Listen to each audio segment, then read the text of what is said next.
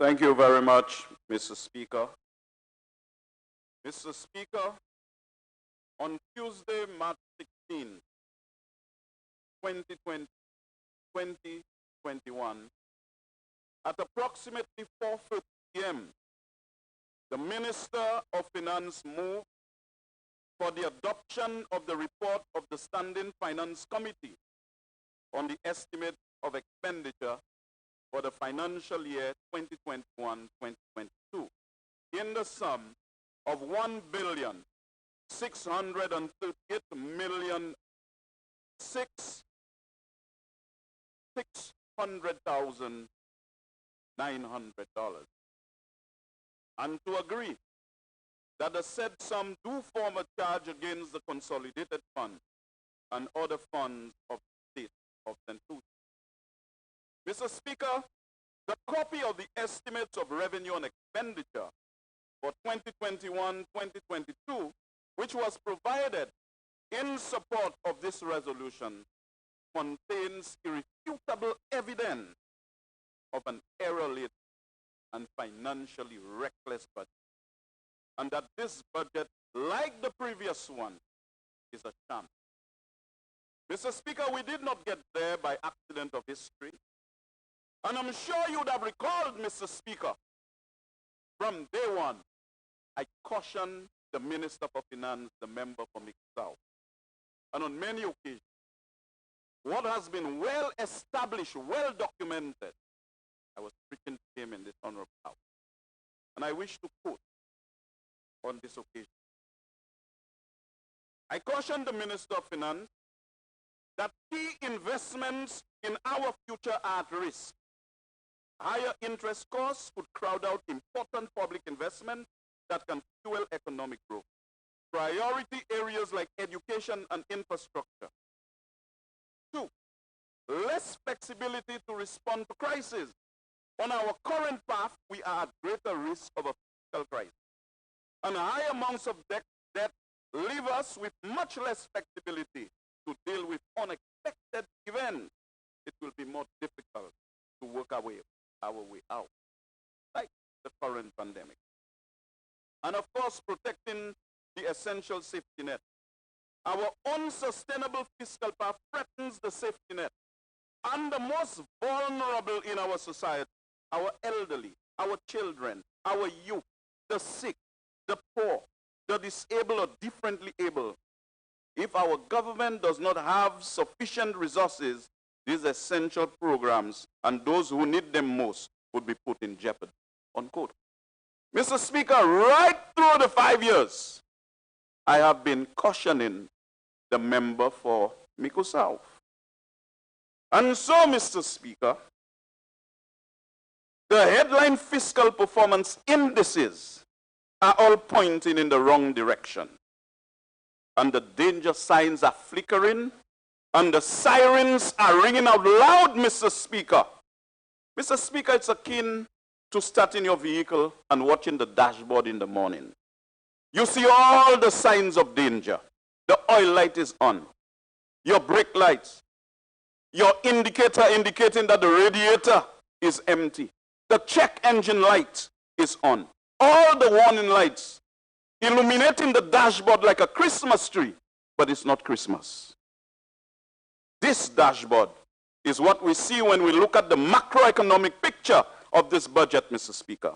Yet seeing this dashboard, the Prime Minister and Minister of Finance continues to drive the car like business as usual.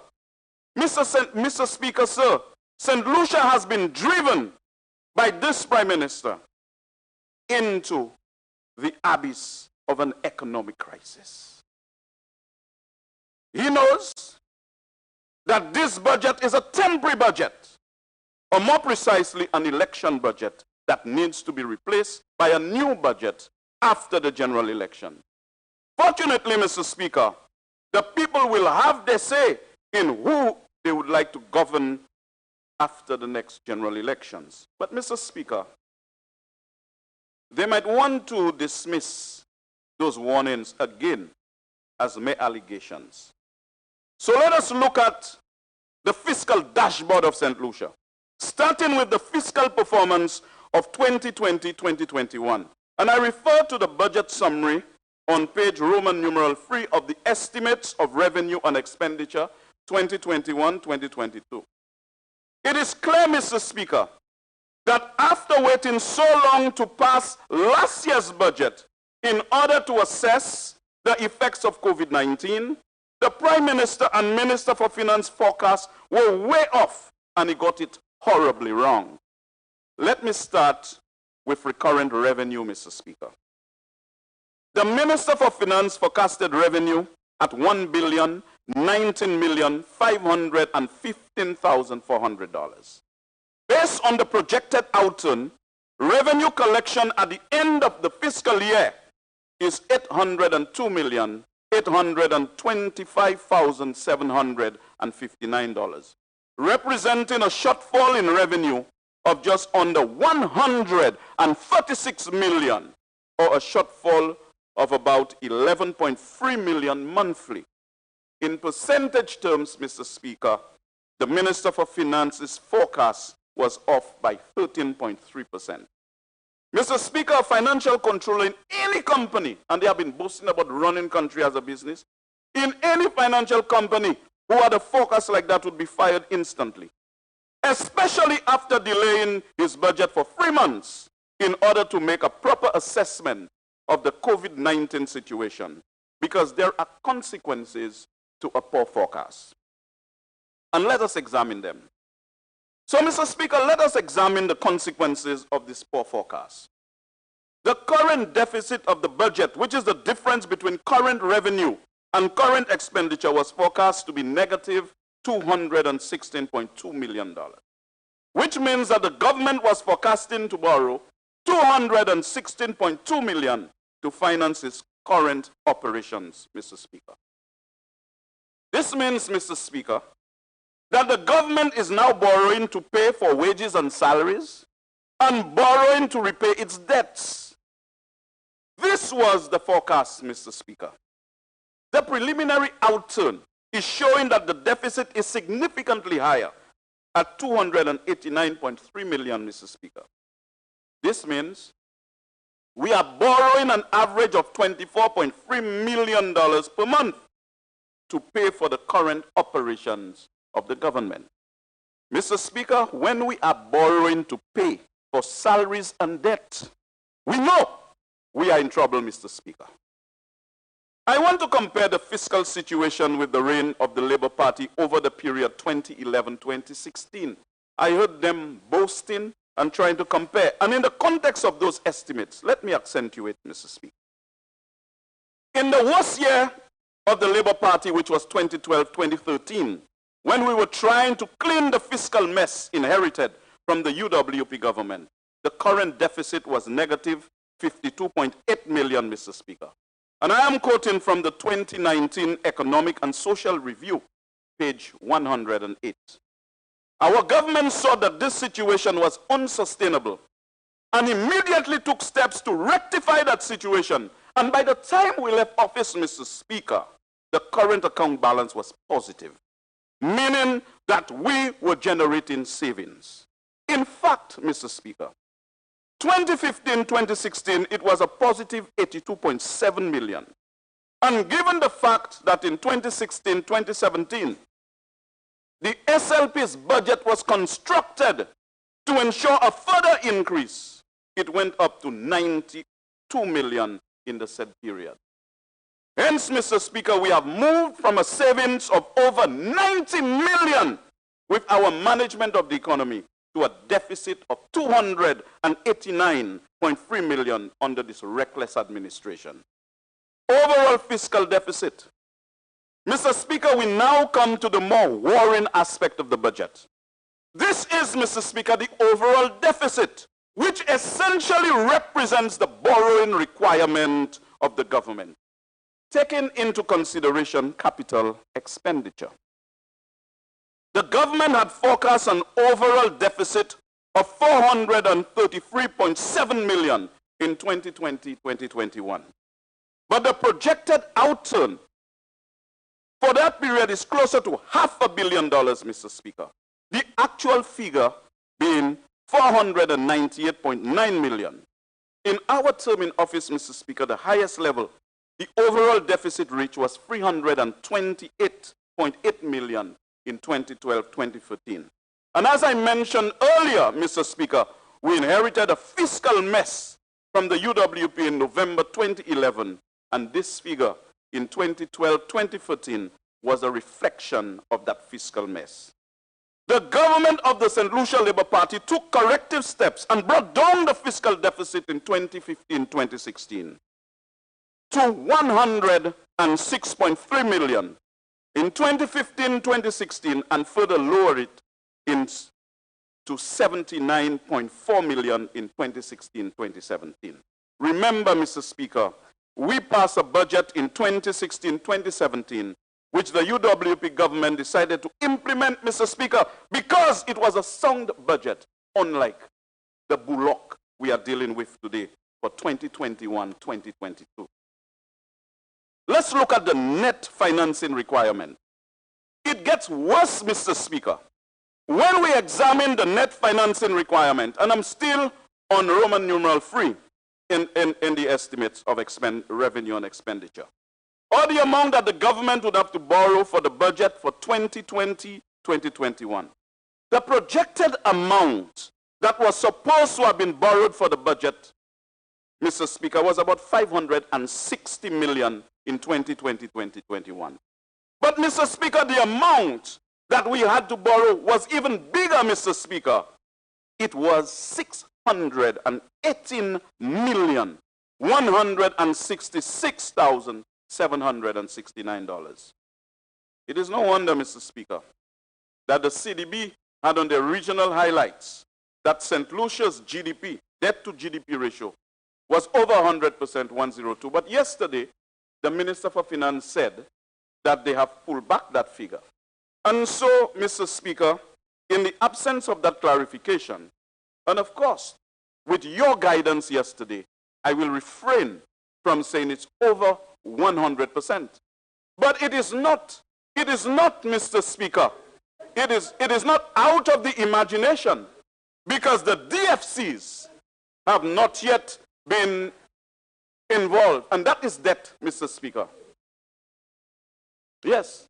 And whilst it is still there, Mr. Speaker, and I have my prerogative to quote from that source, I don't want no unnecessary point of collision as I'm navigating, Mr. Speaker, a non-stop service this morning.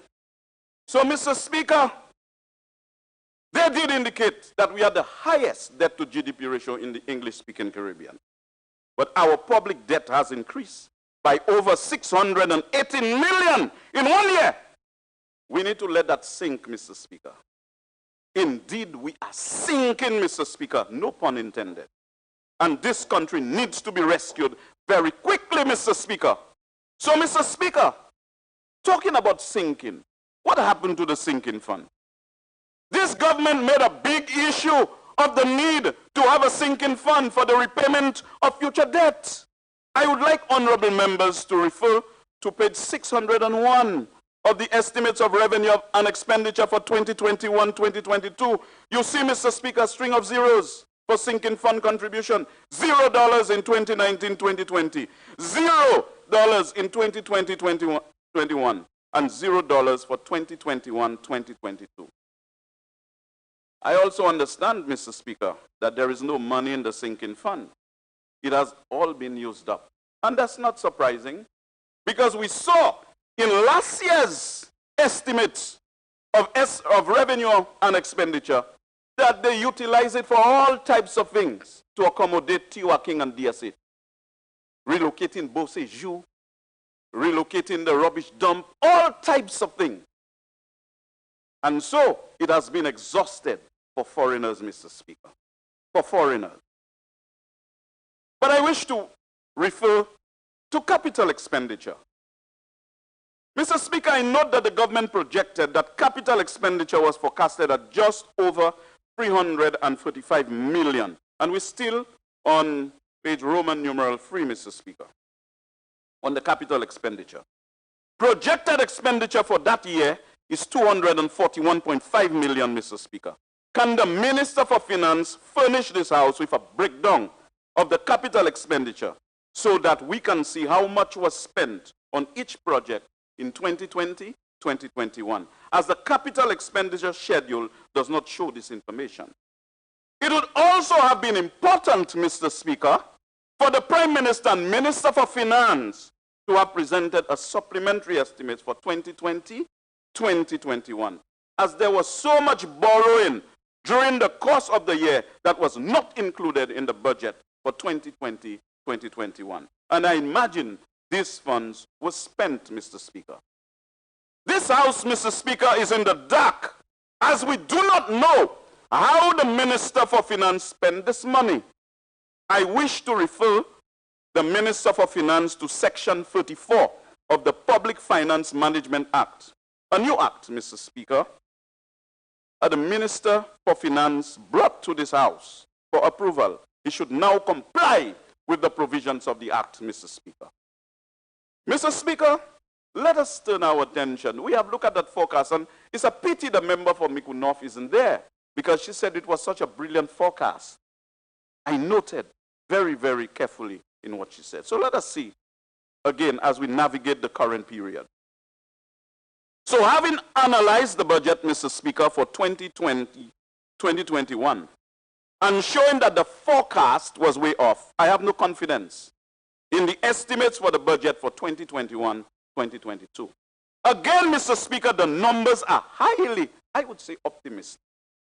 Revenue numbers, in particular tax revenue numbers, tend to move in line with nominal GDP, Mr. Speaker. And therefore, growth in GDP would be the major determinant of tax revenue, especially in the absence of any tax changes, because I didn't see any in terms of the estimates, Mr. Speaker.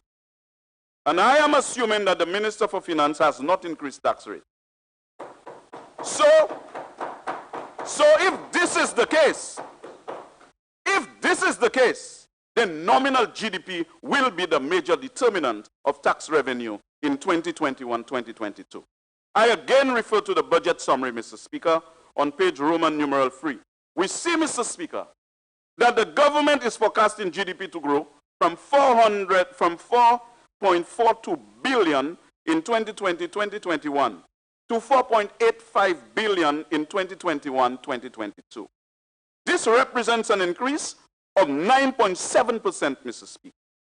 While it is expected that the economy will recover in 2021-2022, I think that this projected growth of 9.7% is highly optimistic, Mr. Speaker. But based on the information I have seen, the recovery in travel and tourism may begin in the latter part of 2021. And we do not know how quick this recovery is going to be, Mr. Speaker. In times like this, Mr. Speaker, it is better to err on the side of caution and be much more prudent in the forecast for the estimates. But what amazes me, Mr. Speaker, is that the government has decided to increase tax revenue from 802.8 million in 2020-2021 to 909 million in 2021-2022. Mr. Speaker, an increase of 106.2 million, an increase of 13.2%. In other words, Mr. Speaker, the government is forecasting that tax revenue will grow faster than GDP by 3.5%. This is something the Minister for Finance will need to explain. Mr. Speaker, because if revenue does not perform at the required level, we will expect an even larger deficit than the monumental one that we already forecasted, Mr. Speaker. It would have been wise, at a minimum, Mr. Speaker, to forecast that tax revenue grow in line with nominal GDP. That is by 9.7%, a figure which I believe is already overly optimistic. Let us look at revenue. I have looked at the estimates, Mr. Speaker, and Mr. Speaker noted the major areas of increases, in particular in the Inland Revenue Department and the Customs and Excise Department. I would like to refer to pages 8 and 9, Mr. Speaker, of the 2021-2022 estimates. Revenue collections for inland revenue are forecasted to increase from 374.5 million in 2020-2021 to 426.2 million in 2021-2022. So we expect the tax department to collect an additional 51.7 million from individuals and companies, Mr. Speaker. Individual income. The government is projecting individual income taxes inclusive of arrears to increase from 108.8 million in 2020-2021 to 122.0 million in 2021-2022, an increase of 13.2 million or 12.1%. Mr. Speaker, the Minister for Finance needs to tell us where this additional tax money from individuals will come from. Revenue, corporate taxes. While I agree, Mr. Speaker, that taxes will drop, I believe the drop will be greater than what the government is projecting, as taxes are based on last year's performance.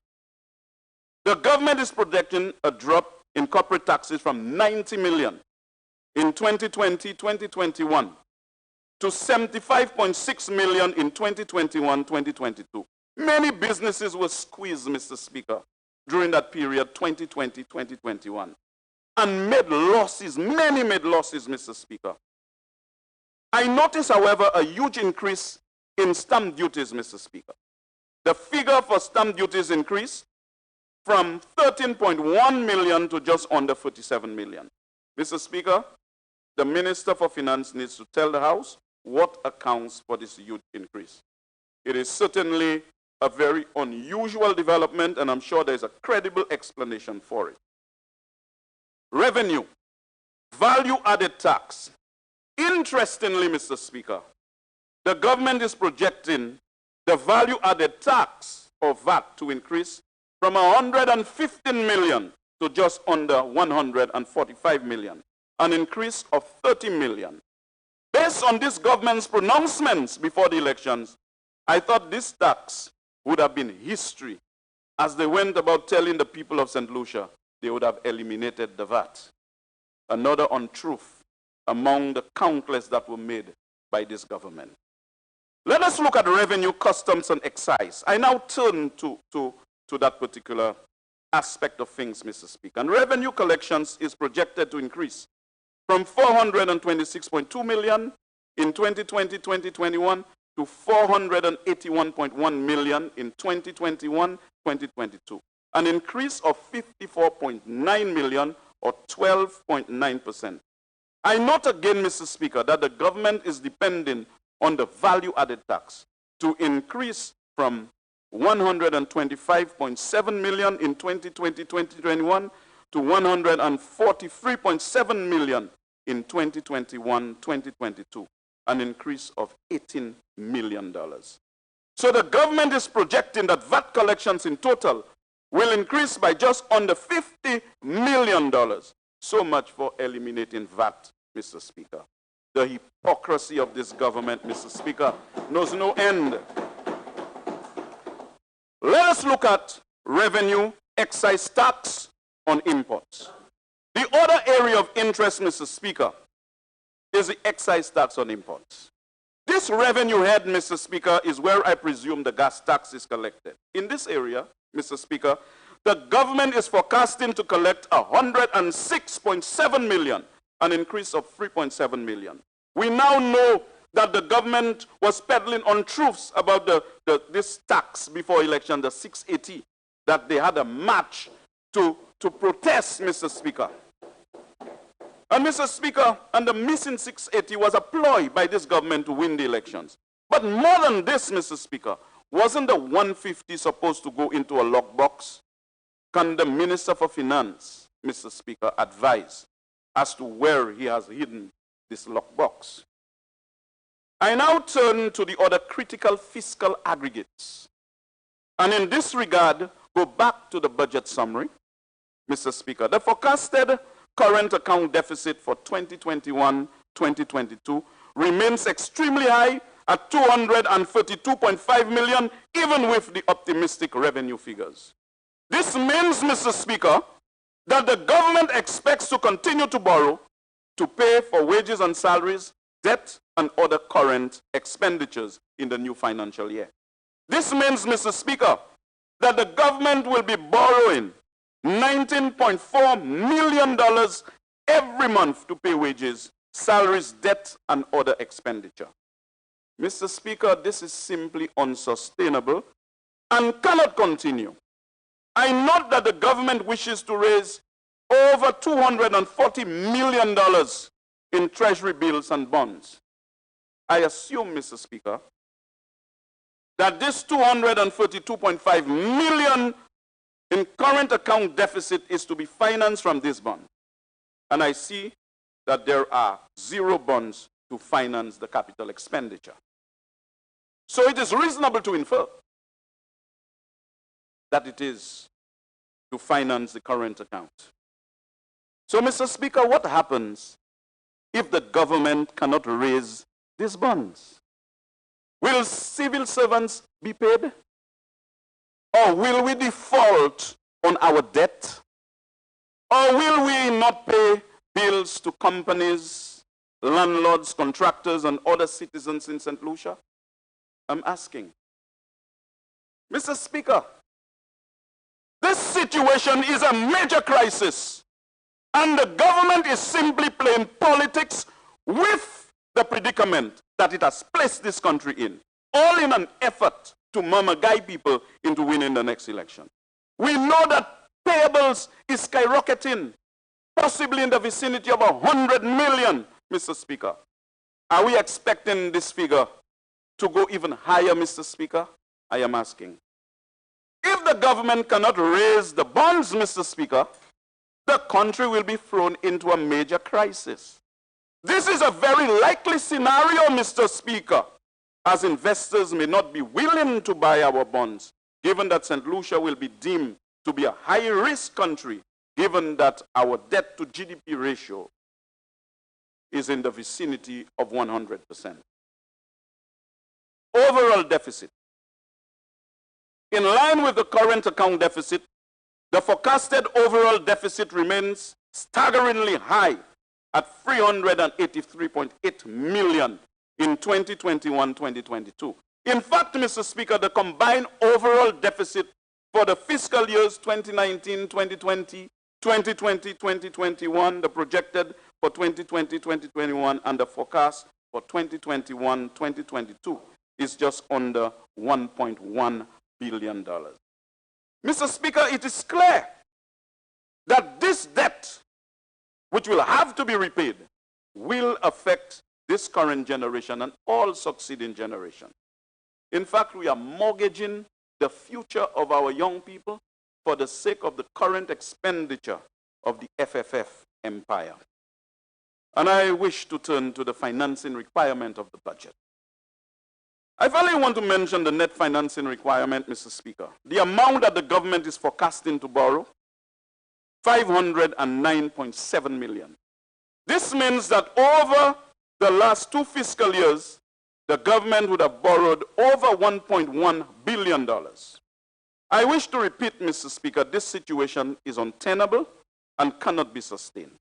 It appears, Mr. Speaker, that the driver of St. Lucia, who's the Minister for Finance, is heading to the IMF hospital and is driving at breakneck speed. Sustainability of government's fiscal policy. So if you think things are bad, Mr. Speaker, in terms of that construct, let us look at the sustainability.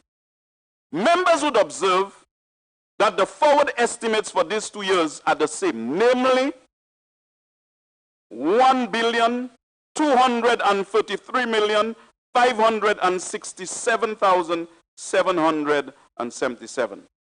I do not know how this is possible, but this is the forecast in the estimate. Now let us look at the forward estimates for recurrent revenue, Mr. Speaker. This is on page 1 of the estimates. The forward estimates for recurrent revenue in 2022-2023, Mr. Speaker, is $1,120,926,100. And for 2023, 2024, the forward estimates for recurrent revenue is $1,154,270,600. So, Mr. Speaker, the recurrent balances in those 2 years, which is the recurrent revenue minus recurrent expenditure, are deficits of $112.6 million in 2020-2023 and $79.3 million in 2023-2024, respectively. Mr. Speaker, the Minister for Finance is projecting that we will still be borrowing to pay for the current operations of government, namely wages and salaries and debt and other recurrent payments. On top of this, Mr. Speaker, we will have to borrow even more for capital expenditure. So if people believe that the current environment is detrimental, and then the cash flow is not what it ought to be, Mr. Speaker, based on the projection, and the opposition did not put the forward estimates for them, they put it there by themselves. No sane Minister for Finance would make those ridiculous projections, Mr. Speaker. As investors, will definitely not be buying the government's bonds, where they see there is no clear fiscal effort to reduce the public debt, Mr. Speaker. In a nutshell, Mr. Speaker, the fiscal trajectory of this government going into the future is clearly unsustainable. Mr. Speaker, if anyone, including public officers, had any doubt about the future with this UWP administration, the future estimates tell the story. It's either we continue to sink with this administration, or we allow the SLP to rescue St. Lucia. Because, Mr. Speaker, pursuing the macroeconomic stabilization of this country require a complex framework of fiscal institutions and policies, and will of necessity be established to reduce volatility and encourage welfare-enhancing growth, which is not within the sphere of competence of members opposite. The member for Castro East has recognized that there is a pressing need to reconstruct the budget, framing it within the context of the strategic priorities of St. Lucia. Mr. Speaker, there will be a window of opportunity after the 2021 elections for the member for Castro East to engage in fiscal cost correction. He has been spending quite a bit of time with the spectrum of issues which is in need of rigorous analysis. Mr. Speaker, I now wish to spend some time going through the capital expenditure. I must say I am confused, Mr. Speaker, about the capital expenditure numbers. I look at the budget summary on page Roman numeral 3 and saw capital expenditure at $278.6 million. I saw the same figure for capital expenditure on page Roman numeral 6. But, Mr. Speaker, I went to page 555, which provides a summary project expenditure. The bottom row shows the capital expenditure at $394.5 million. Mr. Speaker, can I ask the Minister for Finance, through you, which of these figures are correct, as both cannot be correct? On a serious note, Mr. Speaker, has the Department of Finance adopted a new approach in calculating capital expenditure? And if they did, why Parliament wasn't briefed on this new approach? As a glance through the pages, a number of things struck me, Mr. Speaker. The first thing that struck me, Mr. Speaker, was that capital budget is not being financed by bonds this year.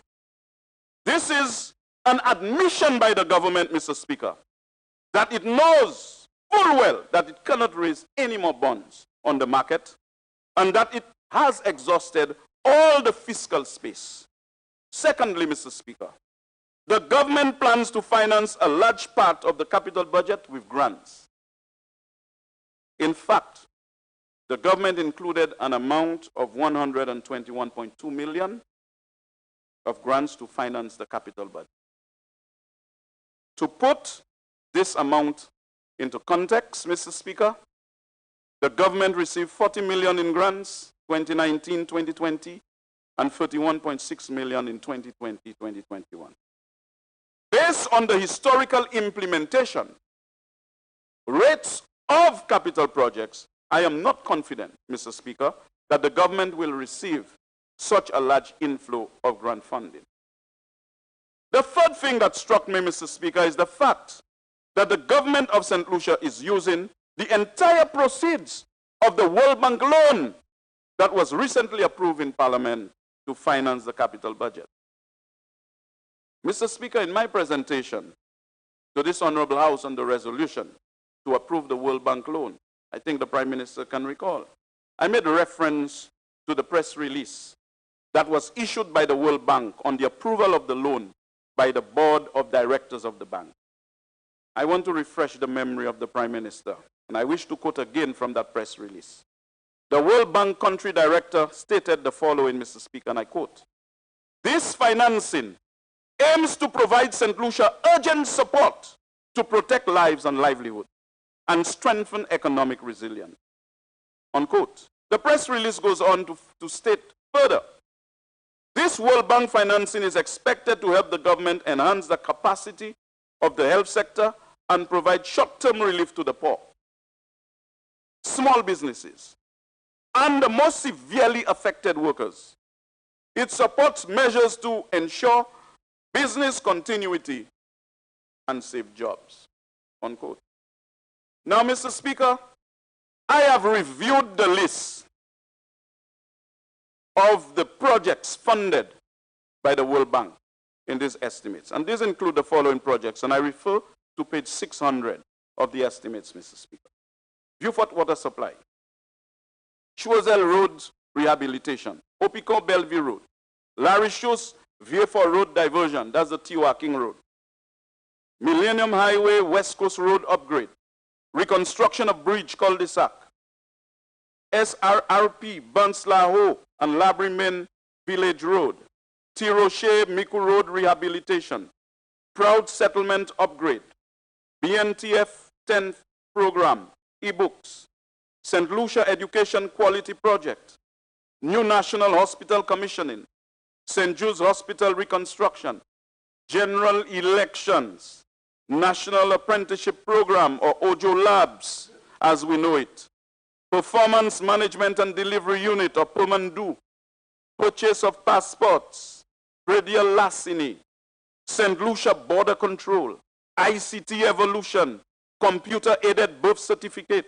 Banana Productivity Improvement, Expansion of Food Crop Production, Project Management Unit, Road Improvement and Maintenance Program, Youth Empowerment for Life Project, Emergency Response COVID-19, and support for the National Authorizing Office. I deliberately went through the list, Mr. Speaker, so that we can determine which of these projects meet the criteria of providing short-term relief to the poor, small businesses, and the most severely affected workers. I expected, Mr. Speaker, that the Prime Minister and Minister for Finance would have included an income support program for the poor and displaced workers, as well as a program to support small businesses. But regrettably, Mr. Speaker, this was not on his priority list. When he decided how the funds were to be used, he instead used the money to finance the general election, border control, birth certificate, ICT, the St. Jude's project, that monstrosity, Mr. Speaker, and a plethora of other projects which clearly do not meet the criteria as articulated by the World Bank in its press release. The only project, Mr. Speaker, that appears to meet the criteria is the Emergency Response COVID-19 project, which is for the health sector. We receive a load, Mr. Speaker, from the World Bank to help the poor, unemployed, and small businesses. This money, Mr. Speaker, has been allocated for election projects. To make matters worse, Mr. Speaker, there is nothing in this budget for the poor, the unemployed, and small businesses. Mr. Speaker, the time has come. There's an urgent need to change to the St. Lucia Labour Party government.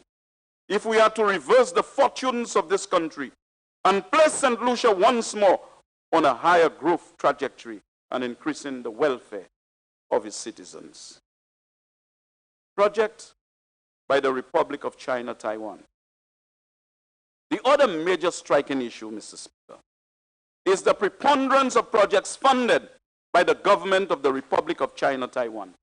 The total amount of projects funded from loans from the Taiwanese government is $80,399,224.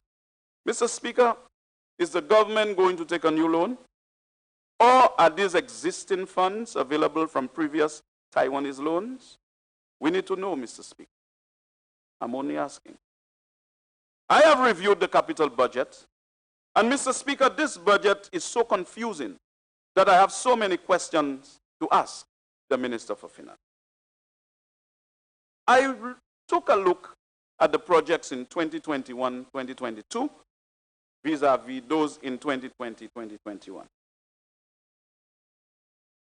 I realized that a number of projects from 2020-2021 mysteriously disappeared from there, and I'm sure there's a credible explanation. A positive balance, Mr. Speaker, and they had positive balances.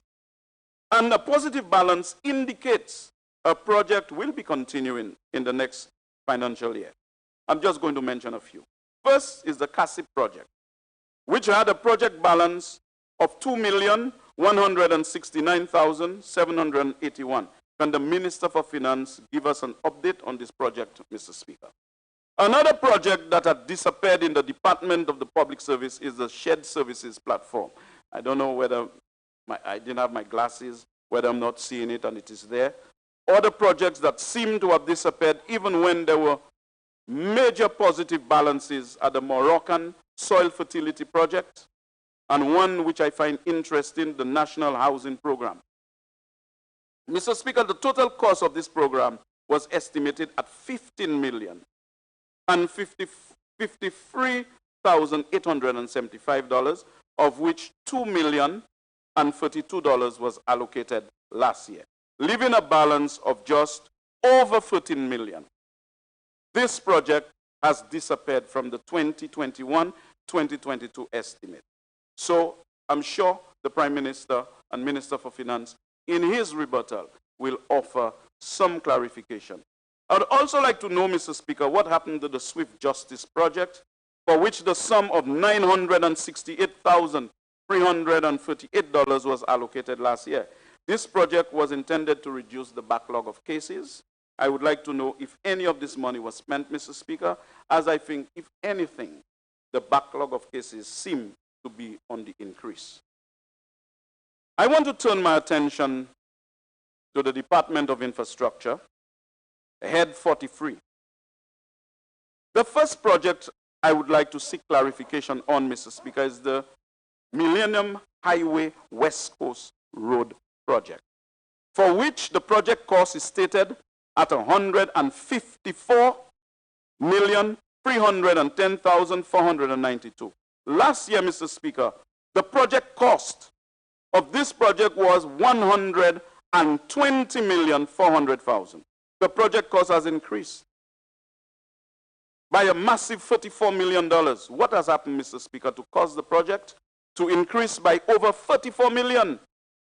Is this cost overruns, Mr. Speaker, even before the project has started? This is totally baffling, Mr. Speaker. I cannot understand how a project cost can increase by $34 million even before the project has started.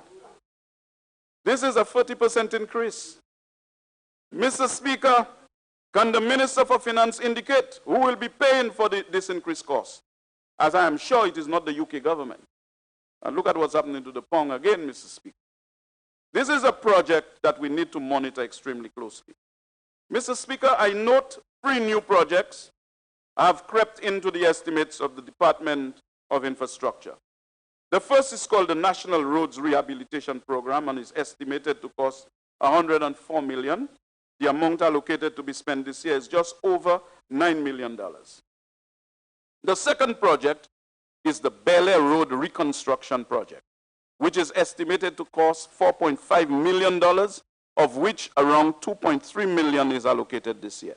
The third project, Mr. Speaker, is the Graziely and Castro North Road project. The total cost of this project, Mr. Speaker, is $40 million, of which $2.2 million is allocated this year.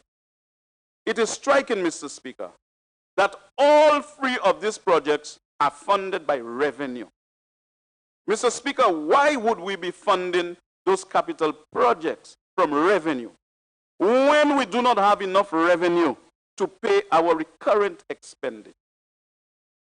In fact, Mr. Speaker, we are borrowing to pay for our recurrent expenditure. I do not know, Mr. Speaker, whether Ernst & Young has taught government a novel way of budgeting, or this is just a technique to befog the common sense of parliamentarians, Mr. Speaker. I now move to the Department of Youth Development and Sports. Head 54, subhead 065, section 1, subsection 0254. National Sporting Infrastructure Development. The project which was handed over to Don Lockerbie, Mr. Speaker. According to the estimates on page 589, the total project cost is $42.6 million. Of that amount, Mr. Speaker, total expenditure amounts to $29.6 million. I must say I am shocked, as I do not know or I can't see where this $29.6 million has been spent. Not even Jim Coco Snow, Mr. Speaker. Not even Jim Coco Snow can acknowledge that, because he can see with his third eye. And he has his 5 faculties of perception in good working order. And I don't think he can comprehend where those projects are located, Mr. Speaker. Can the Minister for Finance tell this Honorable House how much has been spent on consultancies, as I suspect that this is where most of the funds were spent? Since I cannot see it on the ground, Mr. Speaker, I'm assuming that it was spent in consultancy. I wish to turn to Head 53, Department of Health and Wellness, subhead 61, section 1, subsection 0067, on page 587. I note a substantial change in the cost of the new National Hospital commissioning, Mr. Speaker. This project, which was estimated at $20.7 million in 2020-2021, has all of a sudden gone down to just under $13 million. Mr. Speaker, I wish to ask the Minister for Finance what has changed to cause the cost of the commission to drop by $7 million. These cost changes are truly staggering, Mr. Speaker, and I'm beginning to wonder whether the project costs reflect a certain level of fat, or what is called padding. Or, Mr. Speaker, funds from there were diverted. Because I realize, in terms of what we need to do to present a robust approach to fighting COVID, $45 million were allocated. And maybe, Mr. Speaker, they took some money to help fight COVID. But this year we've seen in the estimates a lower amount, when this year we're supposed to be moving to vaccination. So maybe, Mr. Speaker, there could be an explanation for that. And when we look at the estimates, we see all sorts of monies on consultancy, which of course might be Cayman City.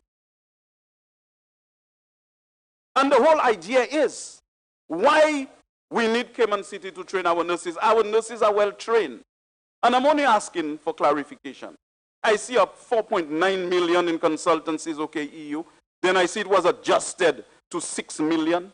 Then I see another 4.9 million being allocated for 2021, 2022. I think the Prime Minister ought to provide an explanation for that. And I know that the member for Castro Southeast was a little jealous that I was speaking about the rest of the ministries and I didn't come to him as yet. So I want to give him a shout out now, Mr. Speaker. I wish to speak about the St. Jude's Reconstruction project. On page 593, head 56, subhead 041, subsection 5, subsection 0078.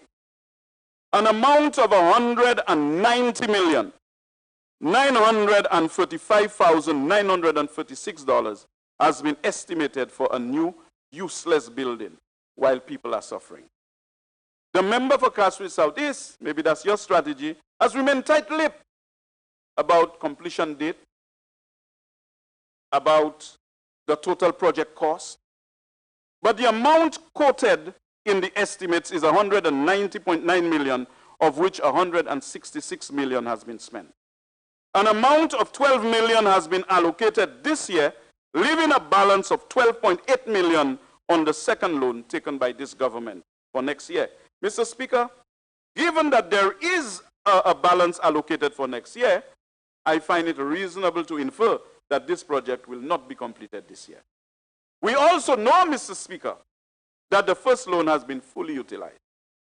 The question I would like to ask is whether there have been cost overruns. As I notice, we are now using other funds to supplement the new loan from the Exim Bank to continue the project. This year, we are taking funds from the World Bank loan, Mr. Speaker. In the previous year, we took funds from the IMF loan. Difficulty by approach zombie, borrow from there, cut and paste. What is that? And you know, up to this morning, I passed by the building. And Mr. Speaker, you see that 12 million that's allocated there for that building? I am no quantity surveyor, but I ain't stupid either. It will require between $70 million and $100 million to complete that hospital. Between $70 and $100 million. Time will tell, Mr. Speaker. Mr. Speaker, we really need to know what is going on with this project. And as you know, I have made no secret about it in this Honorable House. I am vehemently opposed to this useless project, especially now at a time, Mr. Speaker, when people are suffering. I sustain my position. Up to now, they have not given us the technical reasons for embarking on this particular course of action, Mr. Speaker. Indeed, Mr. Speaker, we are still awaiting the presentation to this House of the ridiculously priced $1 million audit by this government on the St. Jude's project. In this regard, Mr. Speaker, I wish to caution very clearly the member for Castro Central when she misled the House into believing that the report stated that it was not fit to be a hospital.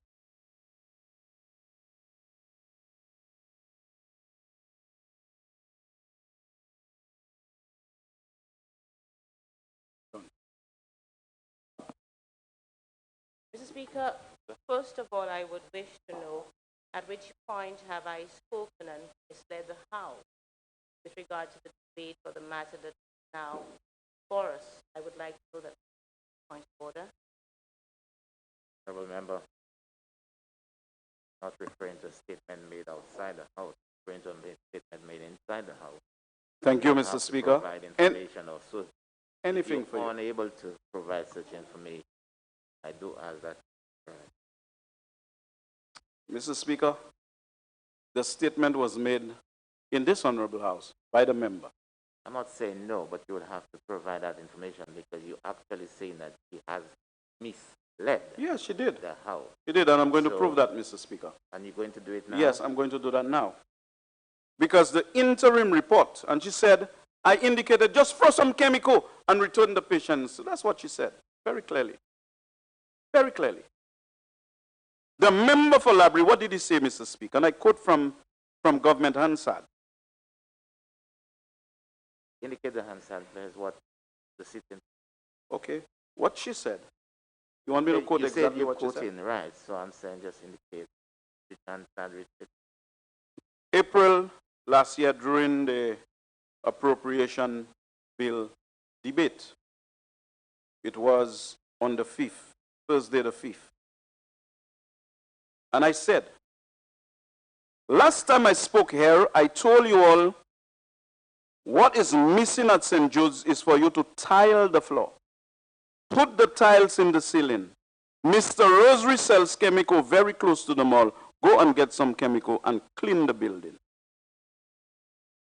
Yes, but I never said just throw some chemical. I said complete the building.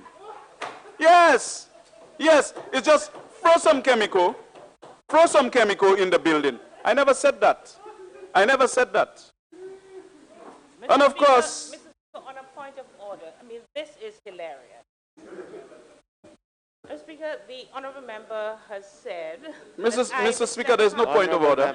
Honourable member. I did not mislead the House. You misled the House. Honourable member. That's not hilarious, Mr. Speaker. No. That's not hilarious at all. That's okay, that's okay. Okay? That's okay, honourable members. The light. Can I proceed? You maybe you should have said she misquoted you. No. Because when the member can come to the House, she said nothing else.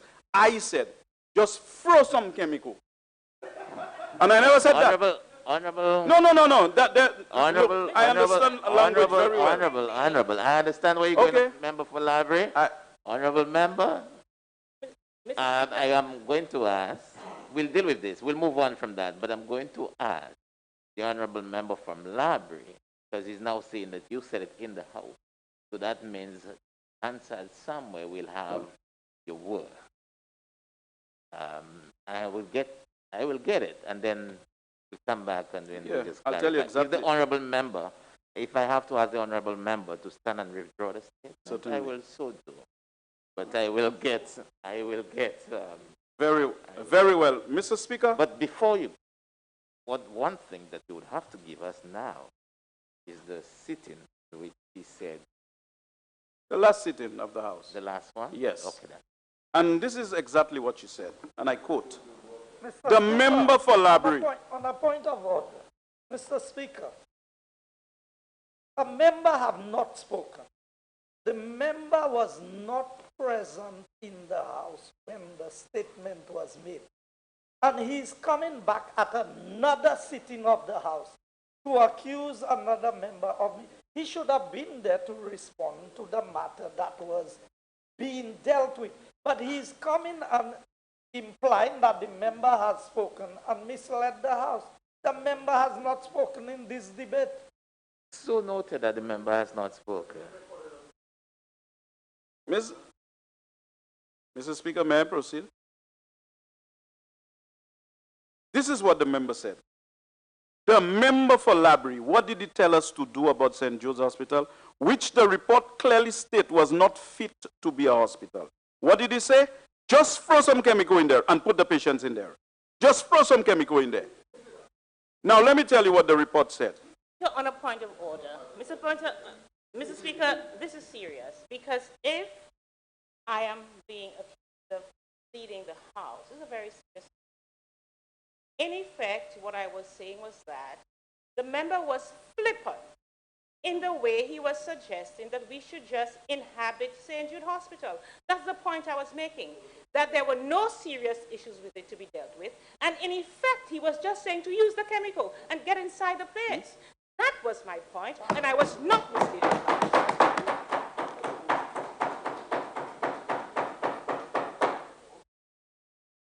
But honourable member, let's move on. I've already of course, said I'm moving that I on. will get the copy Yes, of the document. yes, Judge Judy, you can stand as many times as you want. Honourable member. But honourable member. Yes, my lord. That's member for Castro Central. Oh yes, that's true. And you refer to her as a member. The member for Castro Central, of course, Mr. Speaker. Anything for you, Proceed Mr. Speaker. away from Anything the for you. Thanks for your guidance.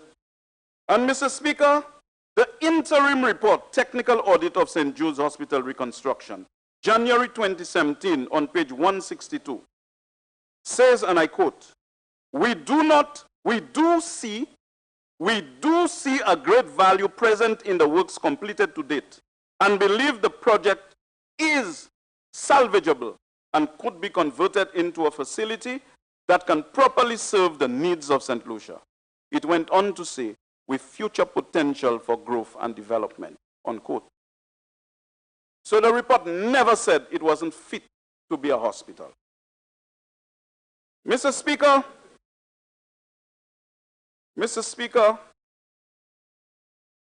I expect the member for Castro Central to rise in this honorable house, just like she did when I said the Prime Minister joined the Lima Group without the approval of Cabinet. And up to now, she cannot provide the Cabinet conclusion. Up to now.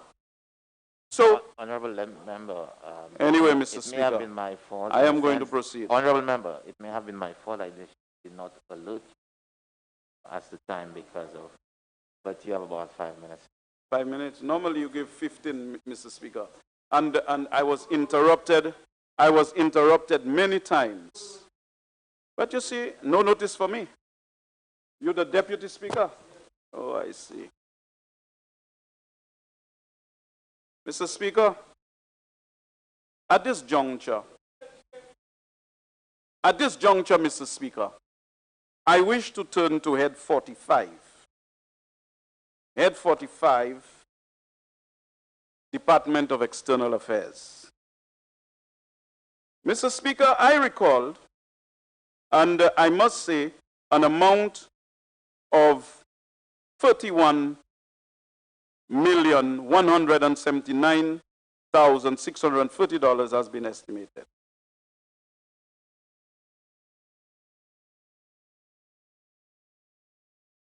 No, Mr. Speaker. That was under the Ministry of Health. I've already dealt with that. But over $40 million, Mr. Speaker, I can't find it now, but over $40 million was allocated. And I recalled, Mr. Speaker, when I was Minister for External Affairs, International Trade and Civil Aviation, the United Workers' Party and the surrogates were all over the place, attacking the foreign missions, attacking individuals. Personally, Mr. Speaker, even saying that the missions and the ministry was the cause of the fiscal deficit we had in this country. Since coming into office, every year the amounts are increased, Mr. Speaker. If I can recall, when we left, it was in the vicinity of $23,779,650 for the Department of External Affairs. Mr. Speaker, under their watch, they have sent more people to the foreign missions. They have increased the expenditure.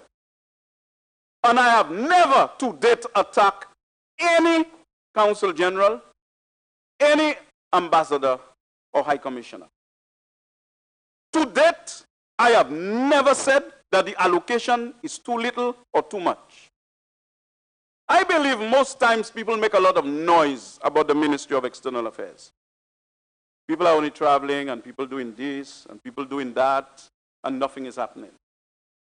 Mr. Speaker, I believe the time has come for an appropriate strategy as to how the Ministry of External Affairs can assist even more in resolving the social and economic problems of this country.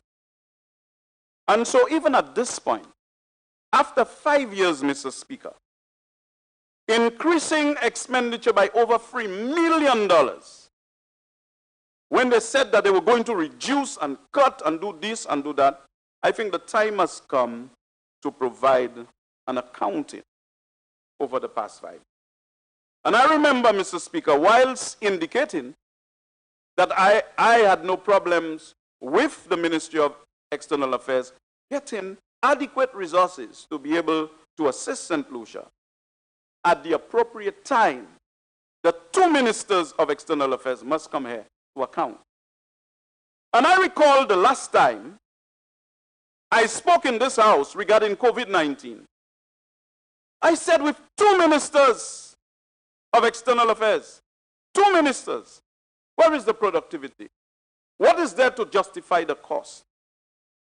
When a serious matter like COVID-19, where you have thousands of deaths in this country, thousands of cases, and 55 deaths, Mr. Speaker, a greater effort had to be made We had to be more proactive in trying to deal with this particular matter. And given the relationship that we had established with India, Mr. Speaker, I would have expected that St. Lucia would have been one of the first jurisdictions the Indian government would have reached out to for support in that regard. When I saw Dominica and Barbados receive and St. Lucia didn't, we raised questions. Time to wrap up. How many minutes do I have, Mr. Speaker? Anyway, the appropriation bill will provide an appropriate avenue to continue to navigate that difficulty. But, Mr. Speaker, by way of general conclusion, I wish to indicate that this budget has nothing in it for the poor people, for the marginalized, the dispossessed in this country, the small business people that have been suffering in this country, whilst millions are going to the FFF empire. There is nothing for my constituents in there, Mr. Speaker. And of course, our many priorities have been in the holding pattern. I say to this government, the 150 on a gallon of gas you collected over the past few years have actually accommodated and amassed millions of dollars. Take those millions and go and fix up our roads for us. Take those millions and go and fix our roads. Spend that amount in our constituency. And the projects that have been in the holding pattern, I want to tell the people of Labri Oje that relief and rest is close at hand. When the member for Castro East shall become the Minister for Finance and Prime Minister of this country. Forward to our victory. Thank you, Mr. Speaker, and I yield the floor.